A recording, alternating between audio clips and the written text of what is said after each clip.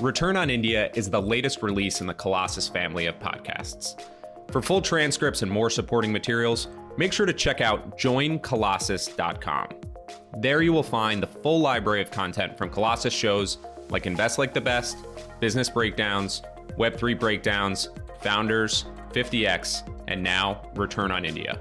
If you'd like to stay up to date on all announcements for Return on India and other Colossus shows, make sure to sign up for the weekly newsletter, again, on joincolossus.com.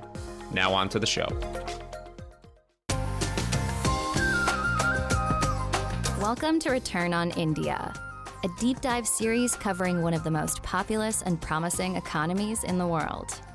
Through conversations with central figures in Indian business, Return on India will unpack the details that matter for investors and operators.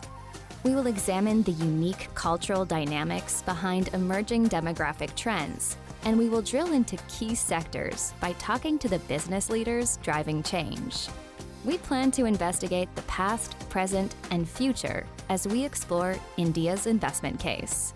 To find more episodes, transcripts, and a library of content to continue your learning, visit joincolossus.com.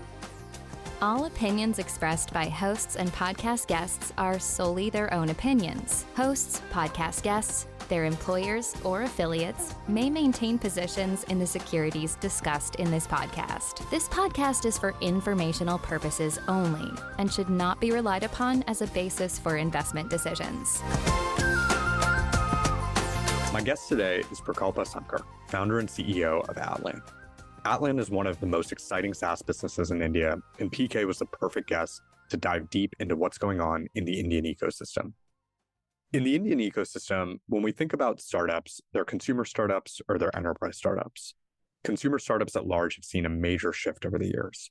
They've gone from low-hanging fruit services businesses to more challenging X for Y companies to building natively for India's use cases. The SaaS and enterprise have taken a different motion. SaaS companies in India are not just building for the domestic market, but for the global market. In this conversation, we covered all things SaaS, why India's hit an inflection point, and what are the downstream implications of building great SaaS companies for Indian society. Please enjoy my conversation with Prukalpa Sankar.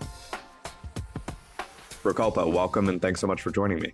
Thank you for having me. I'm excited to have you on today. We're going to go deep into SaaS in India. You're building a really interesting company at Atlan, and there's a tidal wave going on right now in Indian SaaS that I think is worth double clicking into. Let's first start with, what is India SaaS? Maybe you can help us define it and give us a sense of why folks are so excited about the opportunity today. Broadly, India SaaS is people building software companies in India to sell either in India or globally. And what is, I think, really interesting about the time that we are in right now is that we have hit somewhat of a inflection point in SaaS, especially in SaaS coming out of India. So India's always been great at being a fantastic talent market in tech, but traditionally it's been very service company oriented. So it's been the TCSs and the Infosys and the Capgeminis of the world, but also the BCGs and the Bains and all of their knowledge centers and capability centers are built in India. But what's been really interesting, I think, in the last 10 to 15 years is this move of that talent that's not necessarily building services businesses anymore, but actually going and building software businesses. And I think we've started seeing the first wave of those companies IPOing with Freshworks or Zoho hitting $1 billion in revenue. The second wave of companies, which is developer first type tooling that is capturing the world. Companies like Postman that have led the way there, or BrowserStack. And now we're in the third innings of SaaS, where SaaS has really matured in India. There's true communities and there's talent that has actually gone through one or two cycles that can go in and build the next wave of companies. Just a super, super exciting time in terms of what can be done through SaaS or the SaaS market globally from India. Talent reallocation towards SaaS is something that's interesting. We'll talk about that a little bit more. But one of the interesting things that we've covered pretty deeply on this podcast is the India stack. So it's a well-known topic now that we've discussed. It's obviously had a massive impact on consumer tech in India directly. I think it's underappreciated how much India stack or other macro forces like India stack have had an impact on Indian SaaS companies. It might be interesting to double click into what are the macro forces in your mind that are driving this inflection point that we're arriving at now for India SaaS?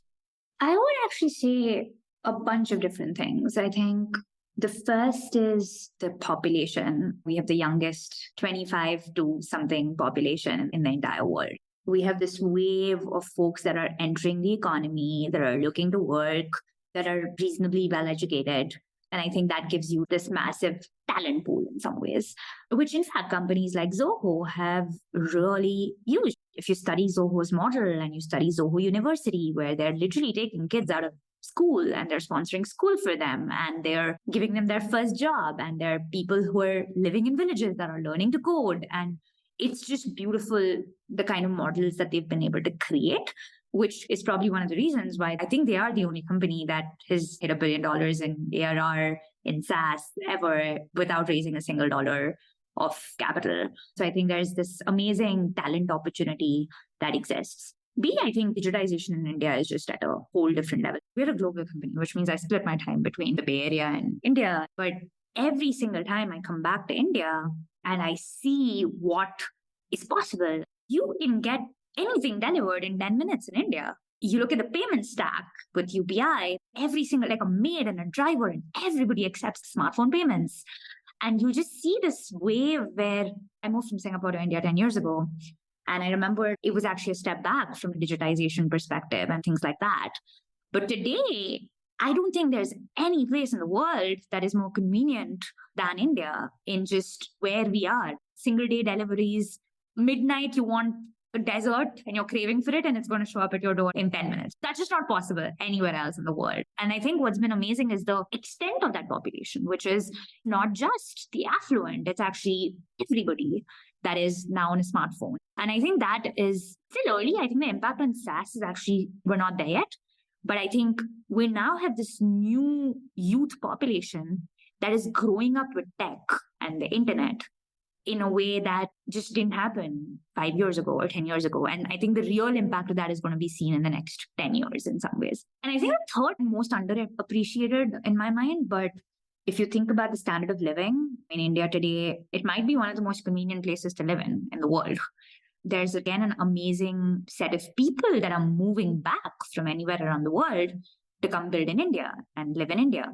Because now India has opportunity to build great global products. 20 years ago, I think there was a time where you would see people move out of India after they graduate, just because that was how you get opportunity. And I think there's almost the reverse of that happening now, because now there's amazing opportunity, but there's also amazing cost of living and you're close to your family. And it's something I hear a ton of in candidate interviews these days.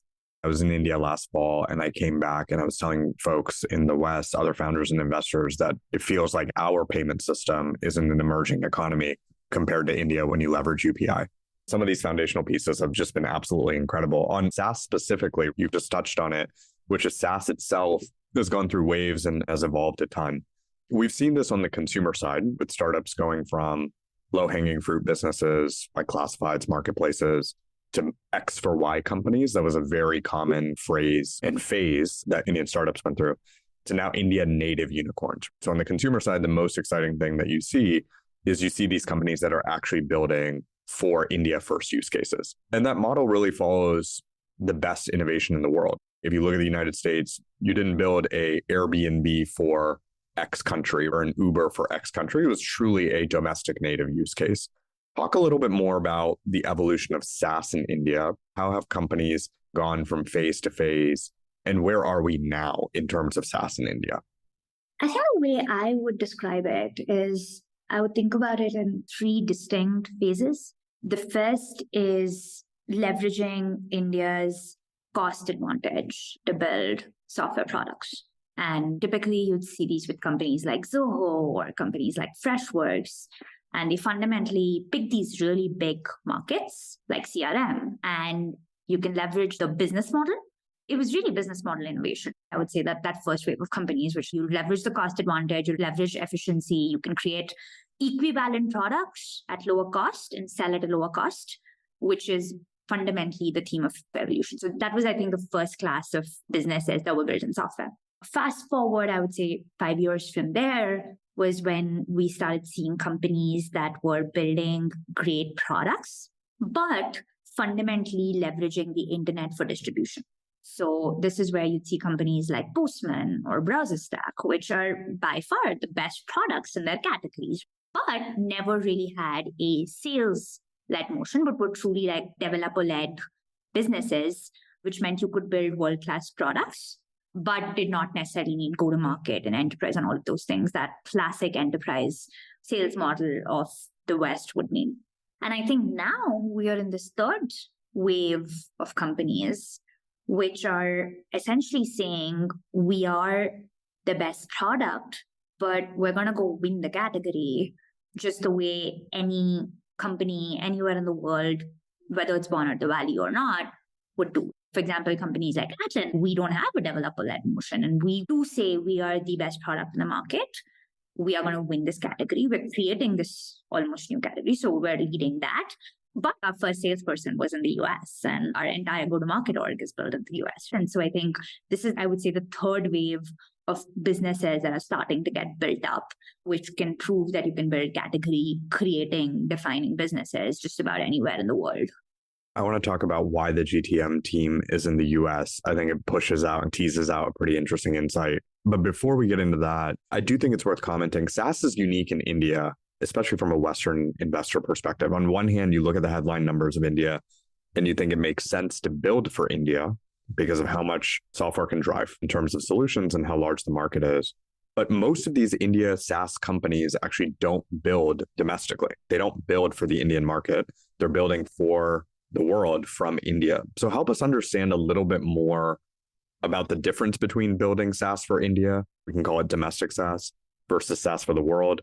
And why do companies trend to being more focused on the world market versus the local market? I would say a couple of things. I think a big chunk of it just comes down to market and what can you go win in the world.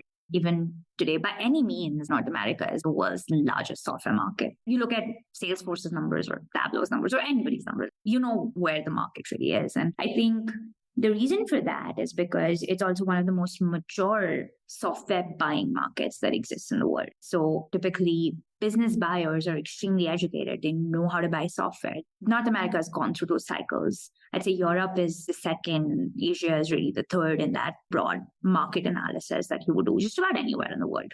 So then the question is that if you can build world-class software, how can you create the most value? I know a lot of people think about this in businesses and size of market or anything like that, but as an entrepreneur, you want to create the most value you can create in the world. And so the way to create the most value you can create in the world is to go sell and go find customers or find the most customers that you can. And if those customers exist in the world and not necessarily in domestic, then you go do it. I can give you a personal nugget. In my past life, I actually ran a company that did a lot of work in emerging markets. We had some software products that we would typically sell into. Actually, some of the hardest to sell, we sold to the government and we sold to hospitals and just really hard to sell customers. But something I realized is just how much harder it is to sell because of the buyer maturity. I still remember this one time where I was in this negotiation with the largest oil companies in India.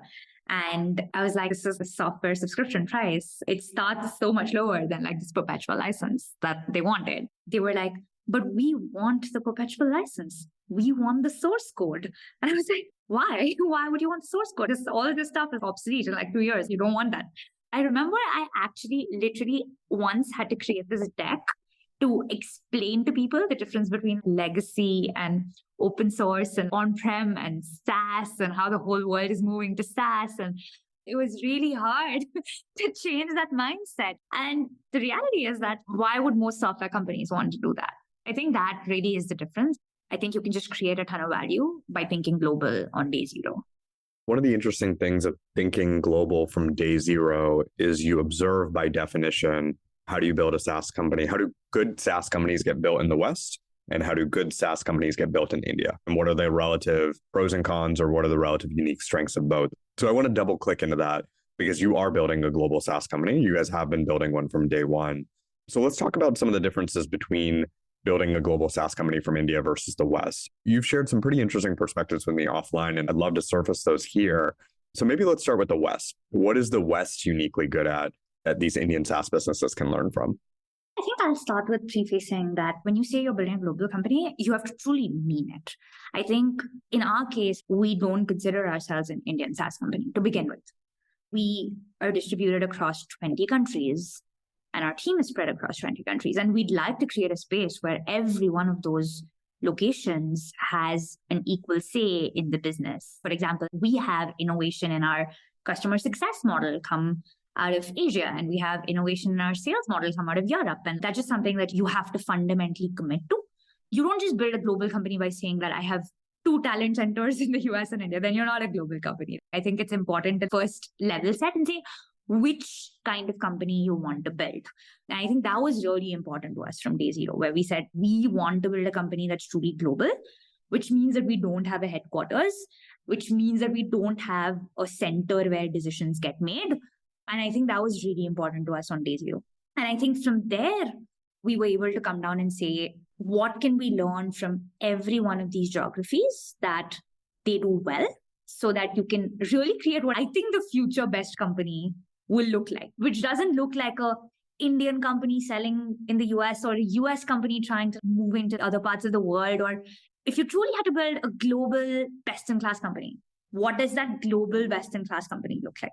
That was what I think helped us. We've thought deeply about what are the things that we go learn from North America? What are the things we learn from Europe? Even Eastern Europe, what are the things that we learn from India? And I think that is the perspective we've taken. What we've learned over time, some of the things that I've learned, the things that North America is just phenomenal in doing is scaling. There is a clear scale playbook.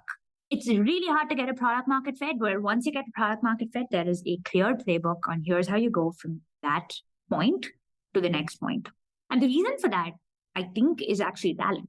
People underestimate the value of talent. But if you think about product marketing, you talk to the earliest product marketing leaders that came out of Salesforce. So even today, the best product marketing leaders in SaaS all started in this one floor in Salesforce where they were all 20-something and they were figuring out how to do product marketing. And they went on and became the next-gen product marketing leaders and then the CMOs. I think that journey, or if you think about Adobe back in the day in the Valley, there's talent that's gone through cycles. And that's really important because how do you learn these things? You go learn from a great leader. And then that great leader basically teaches the next person and the next person. And that's something that the West does extremely well. So you'd see marketing, messaging, brand, enterprise sales playbooks. Those are just things that I think you can learn phenomenally from the US. I think the US also thinks more about strategy than most companies in Asia, for example. They think deeply about strategy. And this is probably because the cost of talent is higher, which basically means that you can't do 10 things. So you have to pick 1 or 2. So there are much better playbooks on how do you pick 1 or 2 and how do you go after those. So I think those are things that you can learn from North American companies. Let's talk about go-to-market specifically and the implication. So if you think about product marketing, sales, et cetera, there's one element of this, which is, to your point, talent density and ecosystem maturity. There's another part of it, which is what is the unique focus of that sphere? So let's say product marketing. And then what value does that attribute back? I've always noticed, being a person of Indian origin in the West and visiting India and visiting family a ton growing up, that there's certain things that India is really uniquely good at. There's certain things the West is really uniquely good at. I've always felt that the West is uniquely good at marketing and sales. And the stories of India were very worthy of that marketing and sales, but the innate nature and or talent to tell those stories was just not there. You've coined this in a pretty interesting way. You call it the 120%. I want you to explain that concept and help us unpack a little bit more about this notion or this perspective of sales in the US and marketing in the US versus in India. The way I think about 120% is we have this internal value. We call it giving 120%. And if you had to build like a world-class company, can you pick every single thing that you do? And can you do it in a way that is truly world-class? When someone looks at it, they go like, oh, wow, that was great. And the best examples of this that you would see are, let's pick Slack's release notes. I don't know if you've ever read Slack's release notes, but it is delightful. Every release note is delightful. I have never seen a company talk about bug fixes in a way that gives you a smile. Or you look at landing pages of a website. I remember when we were building our first website and we were like, what is the world's best software website? And we were like, Stripe. And we sort of said, okay, that's our benchmark. Honestly, we didn't get anywhere close to Stripe's website, but with far less resources. I think beyond 95% of companies are scale in size in some ways. I think that's what I think about is 120%. And I think being a truly global company is, you ask that question, what does 120% in this function look like? And you touched on this, but I think marketing, creative, a lot of that, especially in software, I think now you'll see with consumer, I think just about anywhere in the world you can learn from. But I think in software, the best companies to learn from are still typically in North America. But, if you think about demand gen, that's something you should learn from Freshworks. Freshworks is great at demand gen. That's something you learn from Freshworks. You want to learn how to build world-class engineering teams? There's actually a ton you can learn from companies based in India and Asia. I think you have to pick literally individual function and say, what does world-class in this particular function look like? And then go and sort of learn that and then build from there. So what I heard from you in that response is that now there's actual maturation in the Indian ecosystem. So whereas you may have looked at inspiration exclusively before from Western companies, you can now find that type of inspiration in Indian companies as well. There's another component to this, though, which is what are the actual advantages of Indian companies that are structurally just different from a function of being in India versus being in the West? So if the West is structurally more advantaged in a mature ecosystem or in specific functions like go-to-market, sales, marketing, et cetera, I'm curious what the inverse of that is from your perspective. What are global SaaS companies that are being built from India? What are they uniquely better at than companies in the West? The most important thing, I think, is the lack of experience has some advantages. Sometimes the people who reshape an industry don't come from the industry. And so if you think about what that means in India or talent in India, is that you have to start everything at first principles, largely. And what that means is that you don't have a baseline of this is what good looks like.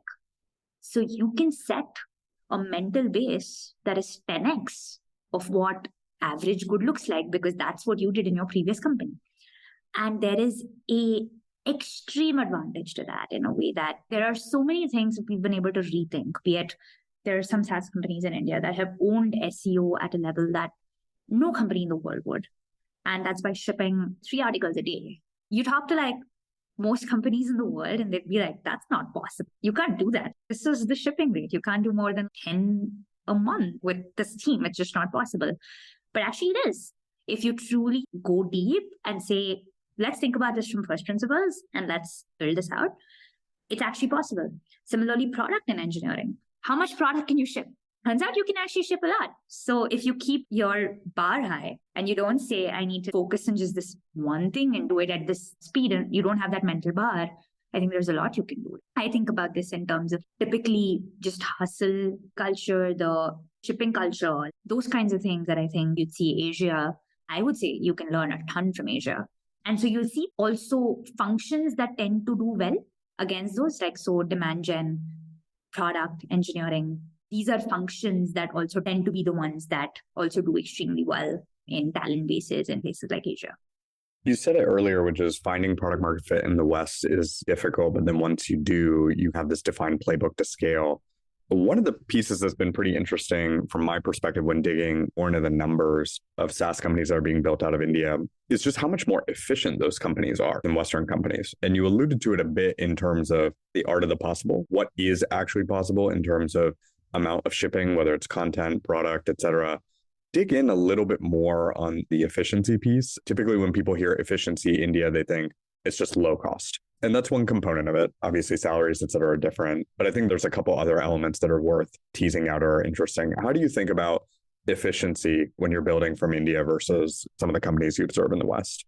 I think that's actually debatable. I think there are 2 schools of thoughts in that in terms of when you really go to scale, do you actually have better unit economics because you build out of India versus otherwise? And I think there's a debate. So I don't know if that's necessarily true.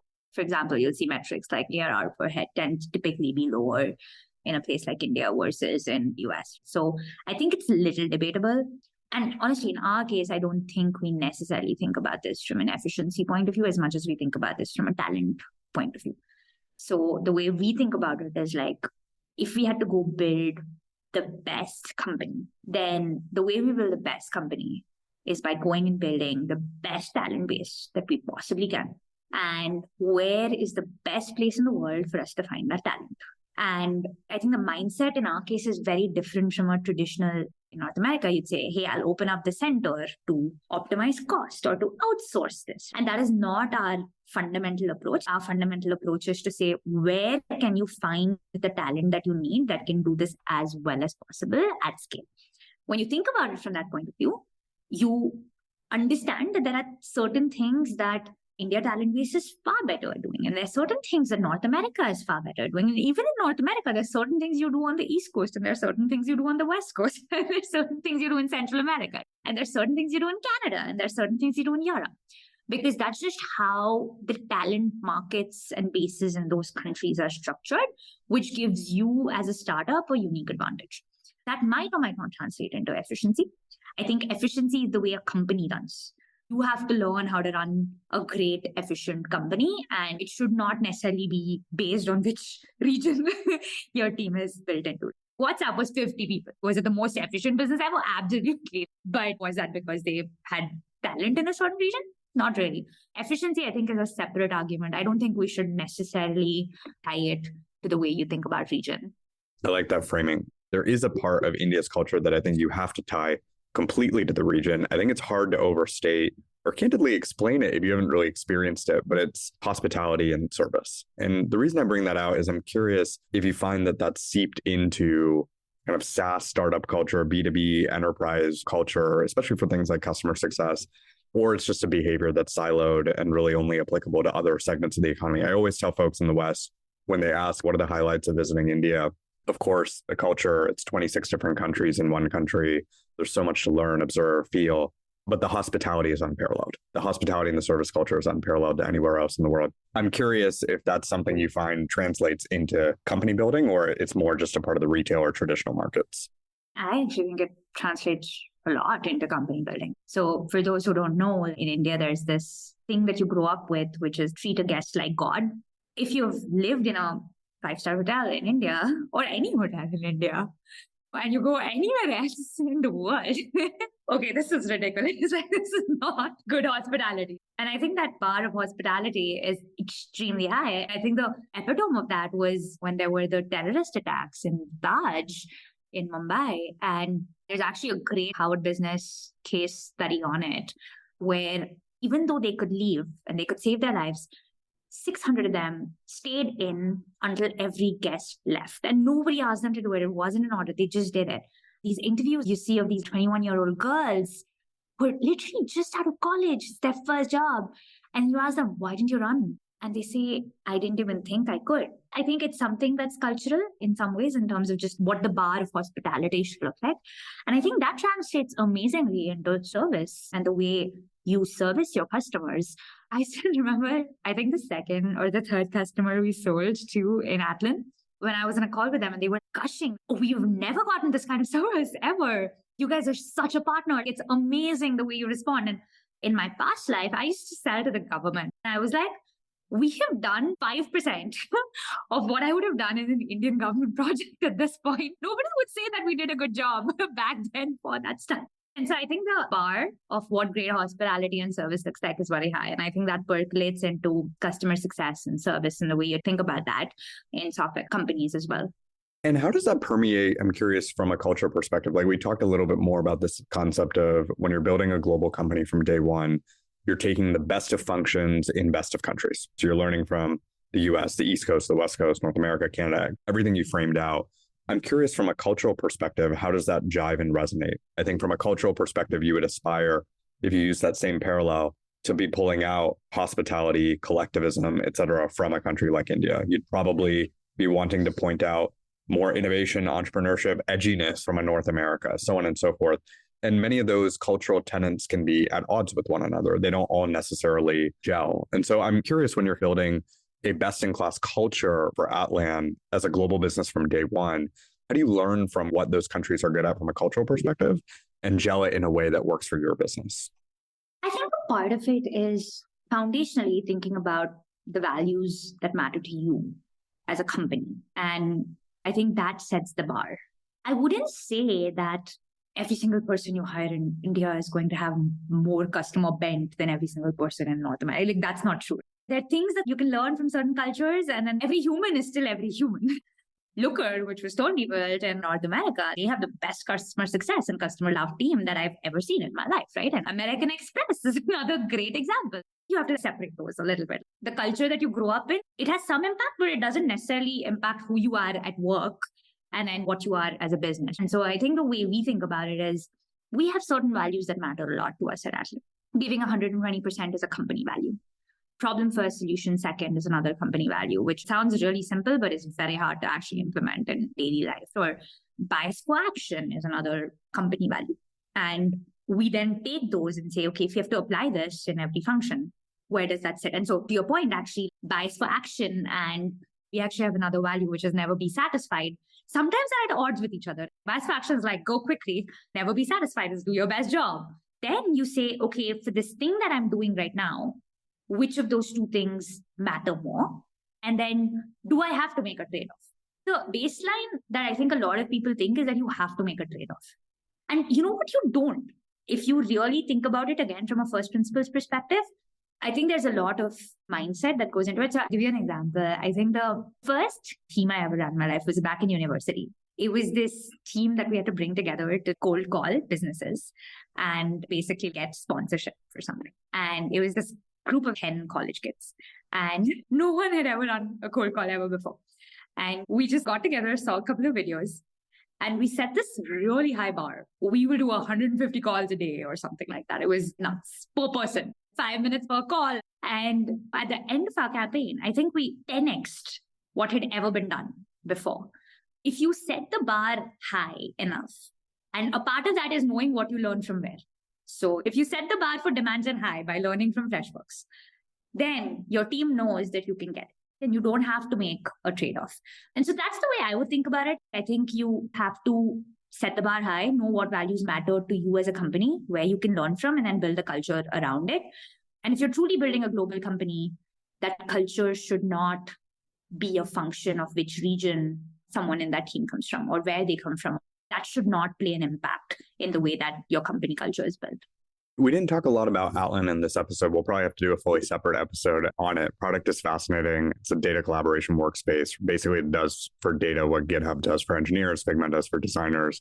The founding story of it is interesting. You incubated it when you were building the world's largest data lake, India's national data platform.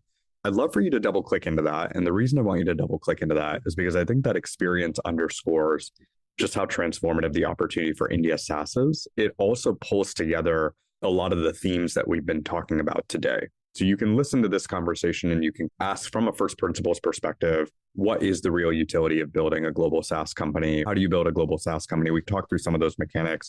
Why is now the right time to build SaaS in India? But the nuggets of how you guys incubated the idea and what you really experience when working on India's national data platform, I think is a really nice tie together actually for how it's not that just building software is a market opportunity, but there's a significant amount of downstream implications that actually occur from a societal perspective if you build appropriate software. So maybe you can double click into that a little bit and help us tease that out. Our founding story is that we were a data team ourselves trying to solve these big world problems. Hey, we want to go solve poverty alleviation, or we want to go look at national level healthcare budgets and things like that. And the only way to do that at scale was to partner with organizations like the government or the UN or the World Bank. And they did not have data teams or technology teams or anything like that. So we sort of just had to become their data team. And I think that's really where I learned everything that I learned about building and running data teams and how complex and chaotic they can get. Data teams are very unique because they're very diverse. You have analysts and engineers and scientists and business users, and they all have their own tooling preferences and their own DNA and their own limitations. And so making them work together is actually really, really hard. I think 27% of data projects are actually successful in the world or something like that. Like, it's nuts. And we face this day in and day out, firefighting, number on a dashboard is broken. We don't know why. I kid you not. There's one time when I got a call from the cabinet minister's office at 8 a.m. saying, number on this dashboard looks broken. And I remember opening up my laptop and realizing a 2x spike and not knowing what to do with the data. And I think from there, we realized that we just had to find a better way for our team to work.